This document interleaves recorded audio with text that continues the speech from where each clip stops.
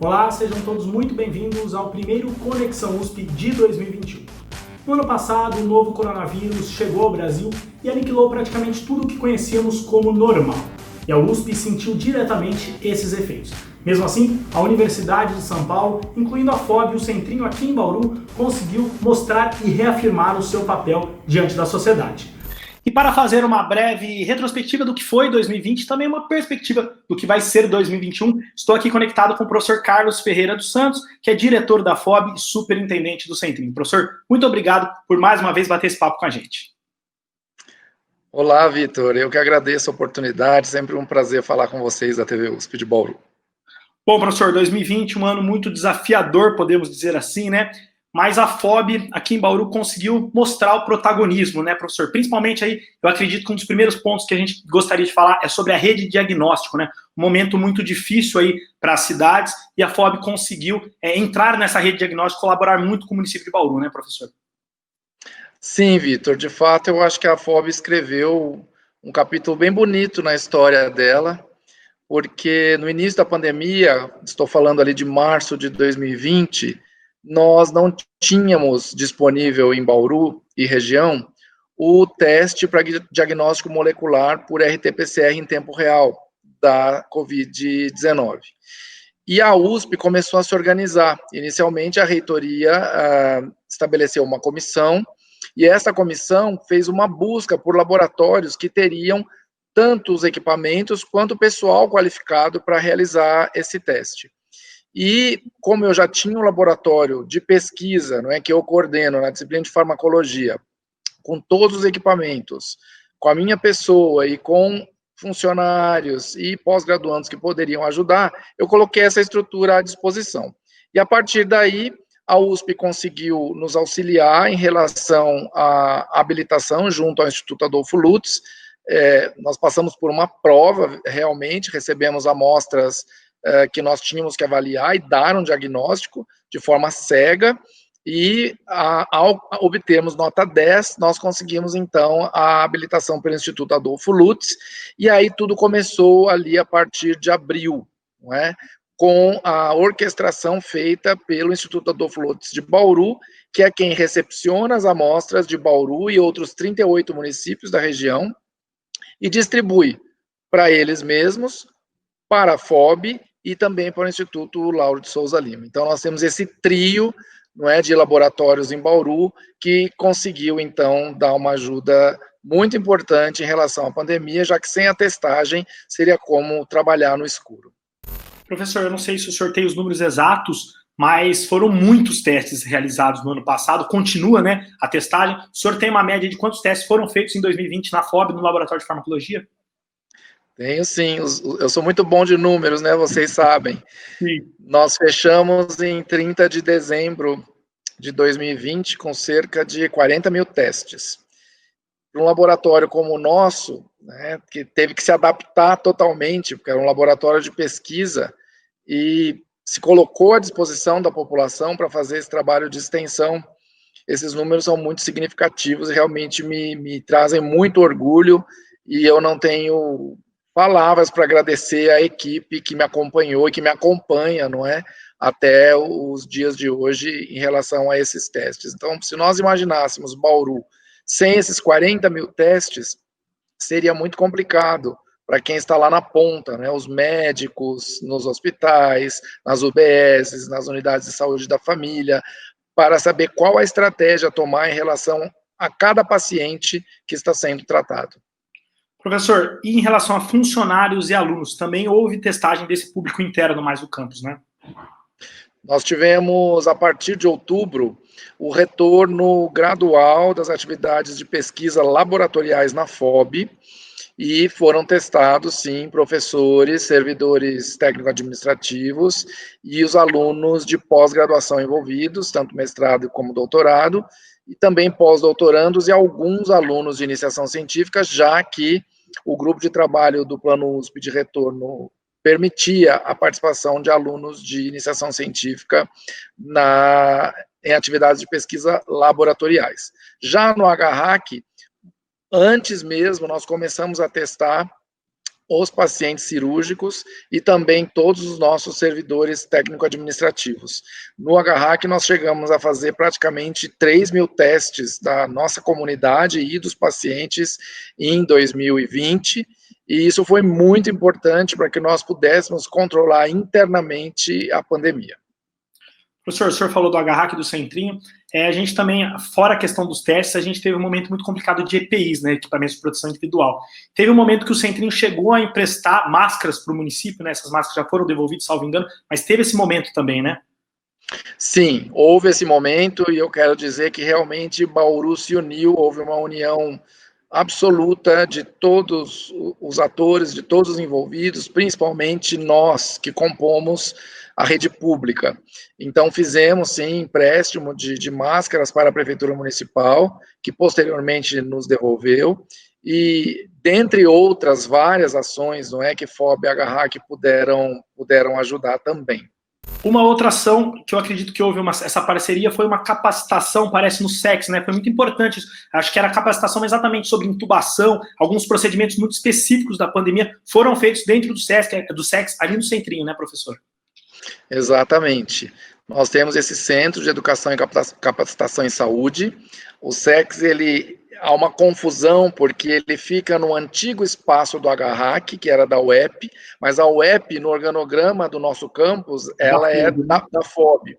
Portanto, existe uma portaria que instituiu o SEX é da FOB, e é óbvio que nós temos aí também participação de servidores do HRAC nas nossas atividades. E sim, a professora Alessandra Maso, que é nossa docente do curso de Medicina, ela capitaneou, junto com outros professores do curso, várias oficinas de capacitação de médicos, enfermeiros e técnicos de enfermagem em relação a vários procedimentos relacionados ao tratamento de pacientes com Covid, principalmente aqueles internados. Então, desde paramentação, desparamentação, intubação, enfim. Então, foram vários os procedimentos e muitos profissionais foram treinados, e quero dizer que todos eles receberam certificados pela Pró-Reitoria de Cultura e Extensão Universitária da Universidade de São Paulo. Então, deixamos aí mais um registro histórico importante também,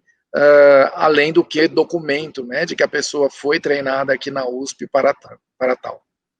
Professor, outro tópico que a gente não pode deixar de falar é o HC, Hospital das Clínicas, Hospital de Campanha, a sigla aí às vezes se confunde, né? Mas foi o ano em que o HC destravou ali, pelo menos para as atividades contra a pandemia do Hospital de Campanha, né? Queria que o senhor falasse um pouquinho sobre isso, foi algo histórico também, e como está essa situação. Sei que não depende só da USP, né? Depende do governo do estado, mas como que está essa situação do HC e a importância que ele teve nesse combate à pandemia? Sim, Vitor, muito obrigado pela oportunidade. Eu não me canso de repetir, né? A minha fala sobre o Hospital das Clínicas de Bauru é muito monótona, e eu digo sempre que a USP já fez tudo que ela podia fazer. Cabe agora ao governo do estado de São Paulo realmente assumir o Hospital das Clínicas de Bauru. Assumir em relação ao custeio, assumir em relação a, de fato, tomar posse das unidades 1 e 2 do HRAC. Enquanto o Estado não fizer isso, o prédio ainda é da USP. Tanto é verdade que nós pagamos toda a conta de manutenção, de limpeza, de segurança, tudo é a USP que paga.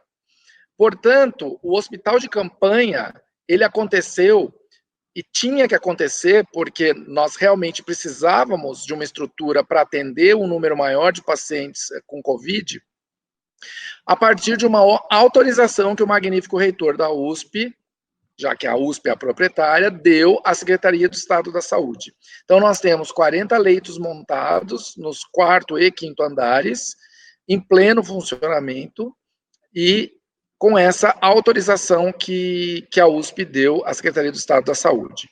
O que nós realmente esperamos, e eu digo que a minha fala é monótona, é essa finalização, não é, da decisão do Estado de quando ele vai realmente assumir todo o complexo e abarcar todas as atividades já existentes no HRAC, porque é isso que está determinado no decreto que criou o HC em 2018.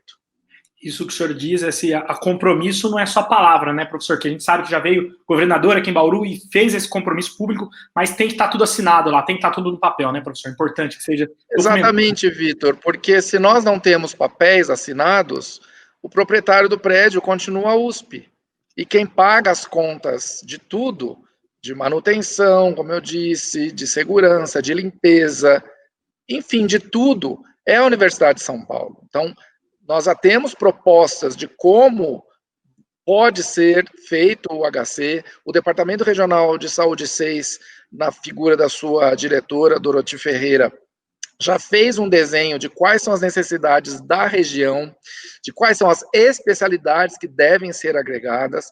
A Universidade de São Paulo, ela já colocou no papel que ela honrará os atuais servidores técnico-administrativos do HRAC, eles continuam USP, e é muito importante, Vitor, que realmente o Hospital das Clínicas de Bauru exista formalmente, porque sem o Hospital das Clínicas formalizado, nunca existirá a Faculdade de Medicina de Bauru. Quando o curso de medicina, que hoje está temporariamente abrigado na FOB, foi aprovado pelo Conselho Universitário, em 4 de julho de 2017, foi uma aprovação condicional. O Conselho Universitário aprovou o curso com a condição de que a Secretaria de Estado da Saúde assumisse o HRAC. Então, e aí, futuramente, a Faculdade de Medicina seria criada, então, tendo como semente, tendo como embrião, o Hospital de Reabilitação de Anomalias Craniofaciais, o Centrinho. Portanto, eu tinha um grande sonho de entregar a Faculdade de Medicina na minha gestão, mas é impossível, porque nós não temos o Estado já assumindo o Hospital das Clínicas de Bauru. Entendemos que há uma promessa do governador, isso já foi escrito, não é, em ambientes da Secretaria, do Governo de Estado, de que o hospital continuará, mas nós precisamos dessa formalização, né, de que a Secretaria do Estado da Saúde realmente assume o Hospital de Clínicas de Bauru, para que nós possamos avançar com a criação da Faculdade de Medicina. Professor, a gente falou bastante sobre a questão da pandemia, como a FOB, o Centrinho atuaram nessa questão da pandemia, mas as atividades da FOB, do Centrinho também não pararam, né? Houve uma série de interrupções, mas não pararam, né? Inclusive a FOB teve um destaque, esse foi um ano muito bom para a FOB, apesar de tudo, na questão da internacionalização. Queria que o senhor falasse um pouquinho, foi um ano quase que histórico para a FOB, né? Nesse quesito, né, professor?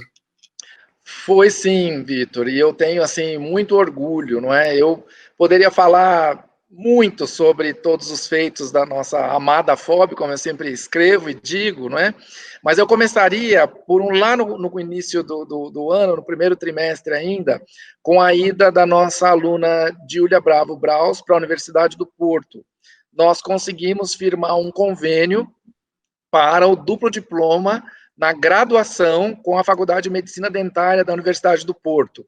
E a Júlia, então, foi a nossa primeira representante a embarcar para o Porto. Ela conseguiu ir ali no limite já em função dos fechamentos, né, de espaços aéreos em função da pandemia de Covid-19, mas ela conseguiu chegar lá na Universidade do Porto, foi muito bem recebida e está lá nos honrando. Lembrando que a FOB, ela paga a Júlia uma bolsa mensal de 500 euros, mais as despesas de deslocamento de ida e volta, tanto a parte aérea quanto a terrestre. E essa bolsa mensal de 500 euros, ela vigora por 18 meses. E agora a Júlia já está acabando, então, o programa lá na Universidade do Porto, e deve chegar aqui em breve para cursar a última disciplina que falta para ela aqui na FOB, que é o trabalho de conclusão de curso, que também valerá como uma dissertação dela lá no curso da Faculdade de Medicina Dentária da Universidade do Porto, e aí então ela terá ambos os diplomas, de graduação em odontologia pela FOB USP e graduação em medicina dentária pela Faculdade de Medicina Dentária da Universidade do Porto. Então, realmente foi uma viagem histórica que está prestes a ser concluída. Nós temos também, na pós-graduação, um outro feito histórico conquistado pela doutora, agora, Thaís Pereira, que era orientada da professora Flaviana Bombarda de Andrade, da área de endodontia. porque ela foi a primeira doutoranda da história da FOB USP a obter o título de doutorado em cotutela, com uma universidade estrangeira, que foi a Universidade de Groningen. E eu tive a honra de participar, ainda que remotamente, como membro da banca de defesa de tese que aconteceu lá na Holanda. E, pelo acordo que foi estabelecido para a aluna Thais, houve também uma defesa de tese aqui na FOB, em julho. Então, em 1º de julho lá na Holanda, em 31 de julho aqui na FOB. Então, de fato, é algo histórico e que fica aí marcado, não é, nas páginas da FOB. Um outro feito é que a nossa revista, o JAWS, Journal of Applied Oral Science, conquistou o fator de impacto mais elevado na base mais prestigiada que avalia revistas internacionalmente, que é o Journal Citation Reports. O JAWS, ele ficou em 43º lugar dentre 91 revistas da área de odontologia, cirurgia bucal e medicina de todo o mundo, sagrando-se então como a melhor revista brasileira e da América Latina nessa base de dados. Então, nós demos os parabéns à editora-chefe, a professora Karen Eppelenbruck, à co-editora-chefe, a professora Vanessa Lara, e também aos nossos servidores técnico-administrativos da nossa biblioteca, aqui representados pela Valéria Trindade Ferraz, que nos dão todo o suporte. Eu tenho mais 2 conquistas internacionais, se você me permite, Vitor, Claro, pode ser? Claro, claro. Então, nós tivemos 6 colegas da FOB com destaque num estudo publicado em outubro no periódico PLOS Biology, que é muito respeitado. Um artigo que foi publicado por pesquisadores da Universidade de Stanford, nos Estados Unidos, que elaboraram um banco que contém os 100 mil cientistas mais influentes do mundo, com base em seus índices de citação dos seus artigos publicados. E foram elaborados 2 rankings, um que considera as citações recebidas em toda a carreira e outro que considera as citações recebidas no ano de 2019. No primeiro caso, que nós consideramos mais fidedigno, porque avalia o pesquisador por tudo que ele fez ao longo da vida, sim, entre os 100 mil pesquisadores mais influentes do mundo, constam 600 brasileiros. E desses 600 brasileiros, 18 são pesquisadores da área da odontologia, e dentre eles constam 2 da FOB, que são o professor Gustavo Garlett e a professora Marília Busalaf. E no ranking que considera apenas as citações de 2019, constam 853 brasileiros, dentre os quais 158 são pesquisadores da USP e 6 são da FOB. Não é?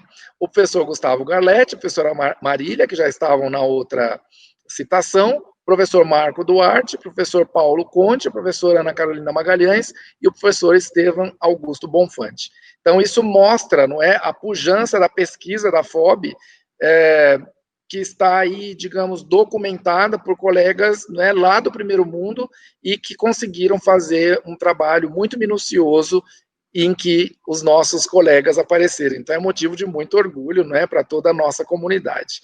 E para finalizar a questão da internacionalização, com chave de ouro, em dezembro nós tivemos a matrícula de 4 estudantes do nosso primeiro doutorado interinstitucional, o DINTER, que já nasceu internacional, com a nossa conveniada Universidade Lúrio, da cidade de Nampula, em Moçambique, portanto, no continente africano.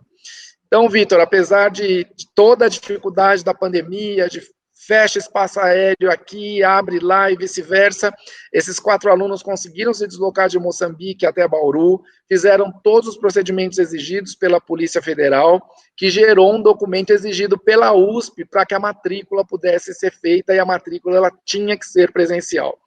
Esses 4 estudantes já estão, então, oficialmente matriculados, eles são alunos USP, são alunos da FOB, e já estão trabalhando com seus orientadores, agora à distância, porque eles retornaram, e os orientadores são o professor Sebastião Greg, a professora Karen Eppelenbruck, o professor Marco Duarte e a professora Silvia Pérez. Então, veja que quando nós entramos nesse capítulo de internacionalização, ainda que nós tivemos a pandemia, ela não foi capaz de estragar o brilho da FOB, muito pelo contrário, a FOB encontrou formas de fazer a internacionalização continuar acontecendo. Professor, ainda diante disso, o reitor, no discurso dele do fim do ano, no comunicado dele, ele falou que ele se recusa a considerar 2020 um ano perdido, né? Muito pelo desempenho dos técnicos, dos servidores, do pessoal da USP mesmo. Como que o senhor avalia esse período para o trabalho, para os trabalhadores da USP? Foi um período muito de home office, né? O senhor acha que foi uma forma que deu certo? Os trabalhadores conseguiram se adaptar? Foi algo que deu certo e reflete um pouco disso tudo que o senhor está falando? Vitor, sem dúvidas, foi um ano de muita dificuldade, de muita adaptação, de tudo novo para nós. Não é? Nós ouvíamos falar dessa forma de trabalho, mas nós nunca vivenciamos. Não é? E o que eu posso dizer é que, sem a ajuda de todos os servidores docentes e técnico-administrativos, de fato, tudo isso que eu falei sobre a FOB e tudo que o magnífico reitor fala sobre a USP não teria acontecido. Não teria acontecido. Então, eu quero dizer que 2020, de fato, não foi perdido, a FOB não considera 2020 perdido, porque nós conseguimos realizar grande parte das nossas atividades. É óbvio que nós precisamos considerar que algumas atividades, elas só podem acontecer presencialmente, principalmente as pesquisas, quer sejam laboratoriais ou clínicas. E nós tivemos, então, um retorno gradual a partir de outubro das pesquisas laboratoriais, conseguimos autorizar em caráter de excepcionalidade, até como projeto piloto, algumas pesquisas clínicas que foram concluídas, e isso abre espaço para outros.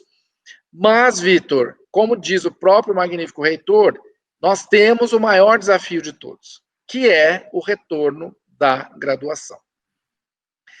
Sem a graduação, fazer a reposição das atividades práticas, quer sejam laboratoriais ou clínicas, enquanto isso não acontecer, nós, diretores de unidades, não podemos realmente finalizar 2020. Nós estamos, não é, finalizando 2020 com essa reposição presencial dessas atividades. Então, este é o maior desafio, não é? E nós precisamos fazê-lo com muita cautela e com muito cuidado. Professor, para a gente finalizar nossa entrevista, fazendo um exercício aí de futurologia, como que o senhor projeta esse 2021? A gente sabe que estão surgindo aí várias vacinas, né? O que o senhor projeta para 2021 para a FOB e para o Centrim?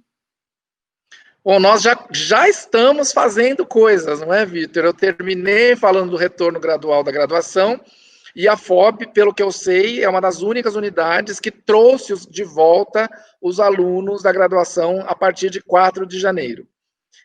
Todo esse retorno ele está sendo feito com muito cuidado, com testagem, com treinamento, com fornecimento de EPIs.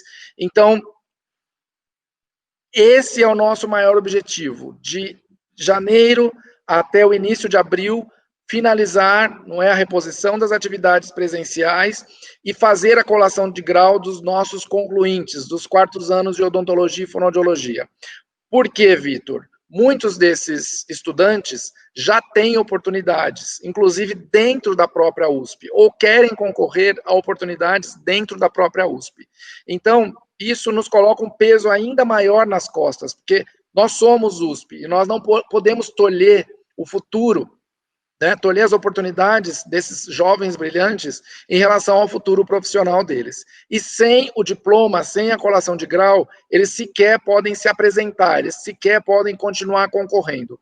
Então, hoje, todos nós temos esse grande foco. Eu sempre dizia nas reuniões de CTA e congregação, é força total de janeiro a abril em relação aos servidores docentes e técnico-administrativos que atuam diretamente nas clínicas e nos laboratórios.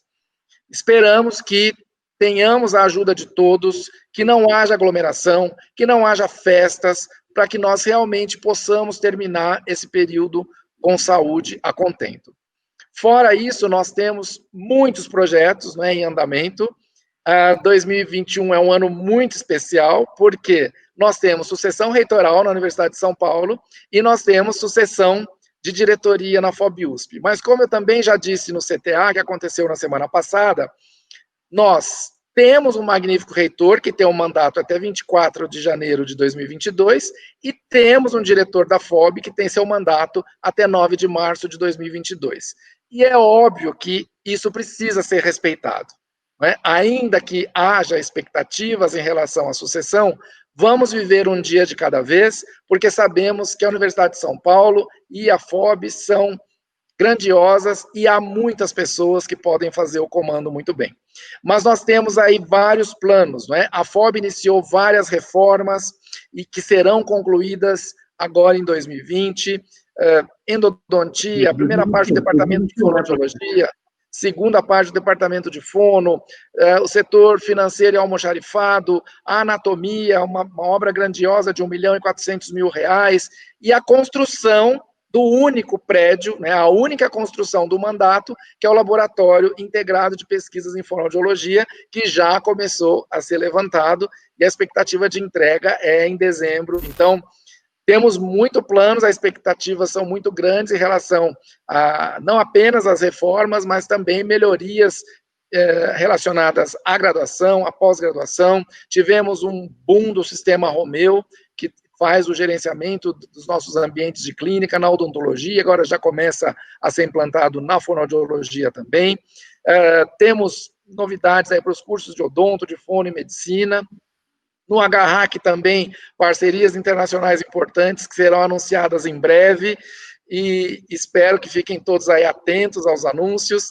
Enfim, então é um ano de muitas expectativas, não é? Como o ano final da minha gestão, temos aí 14 meses, e estou absolutamente animado e só tenho a agradecer a todo o apoio de toda a comunidade, principalmente do professor Guilherme Jansson, que é o nosso vice-diretor na FOB e o nosso superintendente substituto no HRAC. Professor, eu queria mais uma vez agradecer a disponibilidade do senhor, desejar boa sorte aí. Muito obrigado pelo bate-papo.